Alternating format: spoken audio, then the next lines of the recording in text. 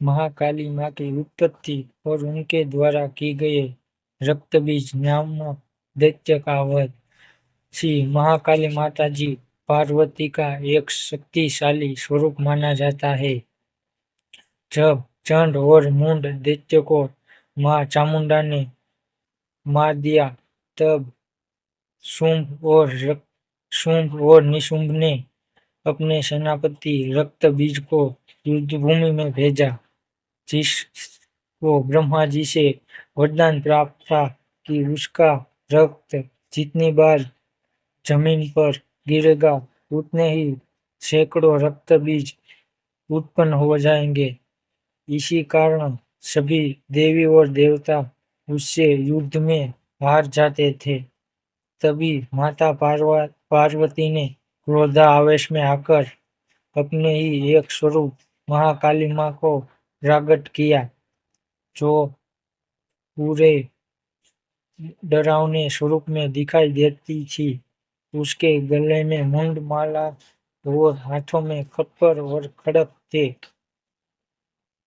उसकी एक ही दहाड़ से पूरी राक्षस सेना में हाहाकार मच गया था।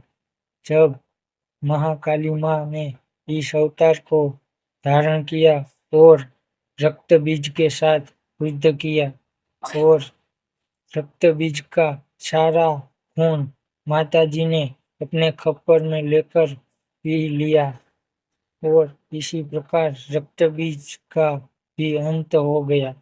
किंतु रक्तबीज के अंत के बाद भी माँ महाकाली माँ के क्रोध को कोई शांत कर नहीं सकता था, क्योंकि उसकी आंखों में से अग्नि और पाँव में से अंगारे निकल रहे थे। तभी उसके रास्ते में जो भी आता था, महाकाली माँ उसका वध कर देती थी। इसी प्रकार को लेकर सभी देवताओं चिंतित हो गए थे और ब्रह्मांड का अंत को लेकर बहुत व्याकुल हो गए थे। तभी भगवान शंकर ने श्री महाकाली माँ के पैरों में आकर लेट गए, और श्री महाकाली माँ का पैर भगवान शिव की छाती पर पड़ गया, और उसको क्रोधावेश में से प्रेम और आनंदमय वातावरण में स्थापित कर दिया, और अपने ही आराध्या पर पग देखकर महाकाली की जीभ बाहर निकल गई।